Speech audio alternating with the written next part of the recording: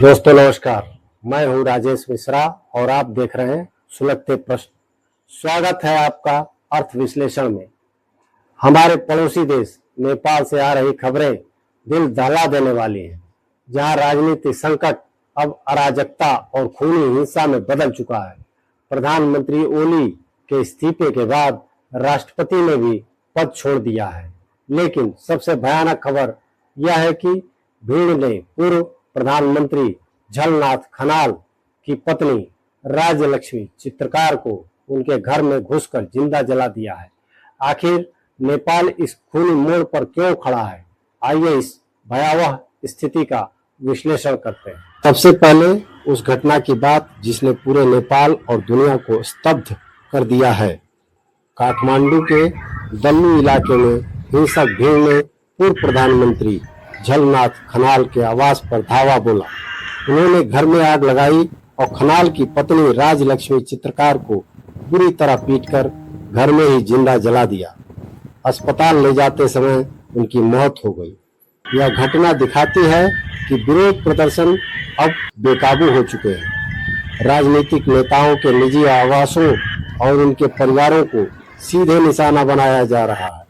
यह सिर्फ राजनीतिक विरोध नहीं बल्कि व्यक्तिगत प्रतिशोध और अंधाधुंध हिंसा का रूप ले चुका है। मरने वालों की संख्या अब 22 तक पहुंच गई है और सैकड़ों लोग घायल हैं। यह भयानक हिंसा उस समय हो रही है जब नेपाल में राजनीतिक शून्य की स्थिति है। प्रधानमंत्री केपी शर्मा ओली के इस्तीफे के बाद अब राष्ट्रपति रामचंद्र पौडेल ने भी अपने पद से इस्तीफा दे दिया है। इसका मतलब है कि नेपाल में इस वक्त कोई कार्यकारी सरकार नहीं है। यह स्थिति तख्ता पलट जैसी गंभीर अराजकता का संकेत दे रही है। भीड़ ने केवल ओली का नहीं बल्कि राष्ट्रपति के आवास और पूर्व प्रधानमंत्रियों प्रचंड और देउरा के घरों पर भी हमला किया है। यह स्पष्ट है कि जनता का गुस्सा किसी एक नेता के खिलाफ नहीं बल्कि पूरी राजनीतिक व्यवस्था के खिलाफ है। इस भयानक हिंसा के मूल कारण वही है जिसकी हम पहले बात कर चुके हैं। दशकों से चला आ रहा राजनीतिक भ्रष्टाचार, अक्षमता और बढ़ती बेरोजगारी। युवाओं में अपने भविष्य को लेकर इतनी हताशा है कि वे अब हिंसक राह पर उतर चुके हैं। सोशल मीडिया पर लगा प्रतिबंध भले ही हटा लिया गया हो, लेकिन इसने गुस्से की आग में घी डालने का काम किया है। अब यह सिर्फ एक विरोध प्रदर्शन नहीं बल्कि एक हताश और आक्रोशित पीढ़ी की बेलगाम क्रांति बन चुकी है।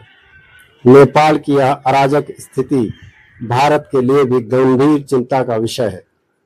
नेपाल में अस्थिरता का सीधा मतलब भारत की सुरक्षा, व्यापार और शांति पर पड़ेगा। इस हिंसा से नेपाल में मानवाधिकारों का उल्लंघन हो रहा है और यह क्षेत्रीय स्थिरता के लिए खतरा है। अब सबसे बड़ी चुनौती है कि क्या नेपाल में कोई ऐसा नेतृत्व उभर पाएगा जो इस हिंसा को रोक सके, राजनीतिक स्थिरता ला सके और जनता के गहरे असंतोष को संबोधित कर सके। जब तक मूलभूत समस्याओं का समाधान नहीं होता तब तक नेपाल में खून खराबा और अराजकता का खतरा बना रहेगा। आज के लिए बस इतना ही। नेपाल की स्थिति पर हम लगातार नजर बनाए हुए हैं।